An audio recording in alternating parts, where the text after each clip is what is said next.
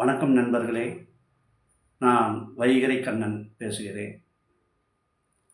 நமது தமிழக சட்டமன்ற தேர்தல் 2026 ஒரு மாபெரும் மாற்றத்தை ஏற்படுத்தியிருக்கிறது.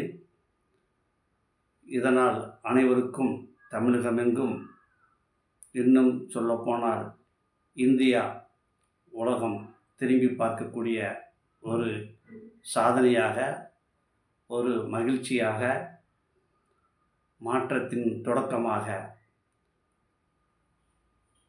தமிழக சட்டமன்ற தேர்தல் 2026 முடிவுகள் அமைந்திருந்தது. அந்த வகையிலே அமைந்திருந்தது. தமிழக சட்டமன்றம் கூடி இன்றைய முதல்வர் திரு விஜய் அவர்களின் தலைமையில் சட்டமன்றம் கூடியதில் எதிர்க்கட்சி தலைவராக இருக்கக்கூடிய மாண்புமிகு உதயநிதி அவர்கள் உரையாற்றினார். அவர் பேசும்போது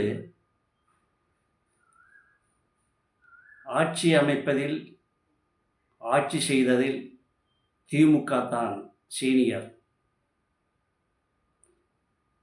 எங்களது அறிவும் அனுபவமும் தாங்கள் பகிர்ந்து கொள்ள தயாராக இருக்கிறோம். இன்றைய ஆளுங்கட்சி தாங்களும் பெற்றுக்கொள்வதற்கு தயாராக இருங்கள் என்று அவர் பேசினார். இந்த பேச்சில் உண்மையில் திமுக சீனியர் தானா, அவர்களின் அறிவும் அனுபவமும் பகிர்ந்து கொள்ளக்கூடியது தானா என்பதை பற்றி தான் இந்த காணொளி ஒரு சிறு கருத்துரையாக பகிர்ந்து கொள்ள விளைகிறேன்.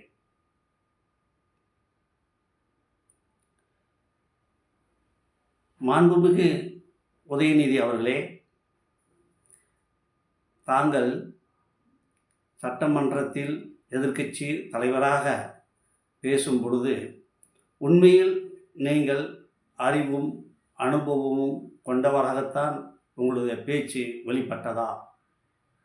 நீங்கள் மறுபரிசீலனை செய்ய வேண்டும்.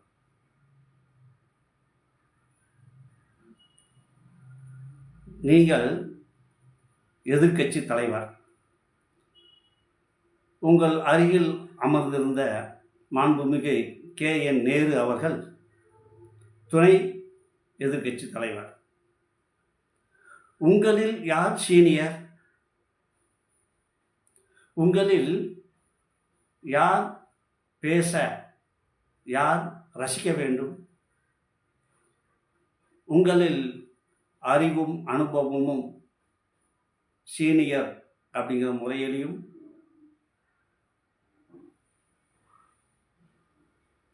உங்களில் யார்?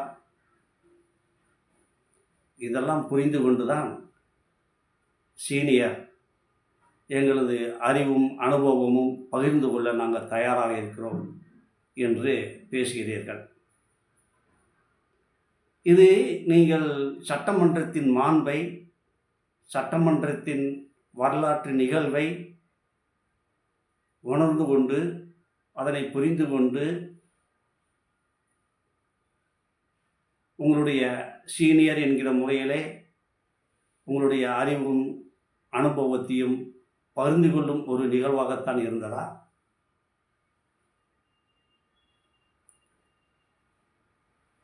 மாண்புமிகு உதயநிதி அவர்களே, கொஞ்சம் திரும்பி பார்ப்போம். 1940 திராவிட கழகத்தில் பேரறிஞர் அண்ணா அவர்கள் இணையும் போது அவர் ஒரு இளைஞராக இருந்தார். அவர் திராவிட கழகத்தில் இணையும் பொழுது திராவிட கழகத்தில் யாருக்கும் அவர் சீனியர் இல்லை, ஒரு இளைஞர். அந்த இளைஞரின் பேச்சில் துடிப்பு இருந்தது, பொருள் பொதிந்து இருந்தது, அவருடைய செயலில் வேகம் இருந்தது. அதனால் ஈர்க்கப்பட்ட நூற்றுக்கணக்கான இளைஞர்கள் திராவிட கழகத்திலே தங்களை இணைத்துக் கொண்டனர். சிறிது காலத்திற்கு பின் ஏதோ ஒரு காரணத்தினால் பேரறிஞர் அண்ணா அவர்கள் திராவிட கழகத்திலிருந்து வெளியேறினார். 1949 செப்டம்பர் 17 சென்னை ராபின்சன் பூங்கா என்றும் இல்லாத அளவிற்கு பெரும் கூட்டமாக திரண்டிருந்தது. அந்த கூட்டத்திலே பேரறிஞர் அண்ணா அவர்கள் திமுக கட்சியை தொடங்கினார். ஒரு இளைஞராக இருந்துதான்.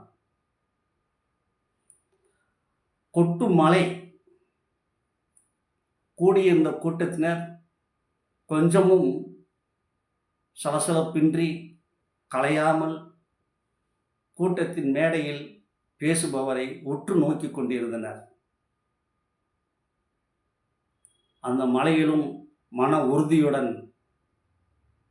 கூட்டத்தில் அணிவகுத்து இருந்தனர்.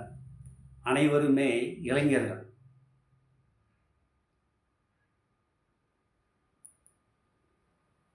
பின்னர் அந்த இளைஞர்களுடைய எழுச்சியும் வேகமும் அவர்களது சிந்தனையும் அவர்களுடைய செயல்பாடும் இந்தி எதிர்ப்பு போராட்டம் என்று ஒரு மாபெரும் வடிவத்தை கையில் எடுத்தனர். அதன் பலனாக ஆயிரக்கணக்கில் இளைஞர்கள் ஈர்க்கப்பட்டனர். இந்தி எதிர்ப்பு போராட்டம் திமுக கட்சியின் ஒரு மைல்கல்லாக விளங்கியது. அதன் பலனாக 1967 திமுக ஆட்சி கட்டிலே அரியணை ஏறியது. அப்போது காங்கிரஸ் முதலாக தோல்வியை தழுவியது. காங்கிரஸ் கட்சி ஒரு மாபெரும் சக்தியாக திகழ்ந்திருந்த அந்த தருணத்தில்தான் காங்கிரஸ் கட்சியின் மாபெரும் தலைவராக ஒரு மிகப்பெரிய சக்தியாக இருந்த பெருந்தலைவர் காமராஜர் அவர்கள் அந்த பொது தேர்தலிலே சீனிவாசன் என்கிற ஒரு மாணவரிடம் தோல்வியை தழுவினார். சீனிவாசன் அவர்கள் சீனியர் அல்ல, மாணவர். அவர் அரசியலில் எந்த அறிவும் அனுபவமும் பெற்றவர் அல்ல. அரசியலுக்கு அப்போதுதான் வந்திருந்தார். இப்படி அந்த வெற்றியானது, சீனிவாசனின் வெற்றி, பெருந்தலைவர் காமராஜரின் தோல்வி திமுகவின் மிகப்பெரிய அடையாளமாக இன்றளவும் திகழ்ந்து வருகிறது என்பதை நாடு அறியும். மாண்புமிகு உதயநிதி அவர்களே, இங்கு சீனியர் ஜூனியர் என்கிற பேதம் பார்ப்பது இது ஒன்றும் கல்லூரி வளாகம் அல்ல, சட்டமன்றம். தமிழக வெற்றி கழகம் தொடங்கி 2 ஆண்டுக்குள் ஒரு தனி பெரும் சக்தியாக அவர்கள் போட்டியிட்ட புதிய வேட்பாளர்கள் அனைவரும் வெற்றி பெற்றனர். அவர்களிடத்திலே அறிவும் அனுபவமும் பெற்ற பல்வேறு அமைச்சர்கள் திராவிட முன்னேற்றக் கழகத்திலிருந்து, அண்ணா திராவிட முன்னேற்றக் கழகத்திலிருந்து பல்வேறு அமைச்சர் பெருமக்கள் தோல்வியை தழுவினர். வெற்றி பெற்றவர்கள் அனைவரும் சீனியர் அல்ல, தோற்றவர்கள் அனைவரும் ஜூனியர் அல்ல, அறிவும் அனுபவமும் மிக்கவர்கள்.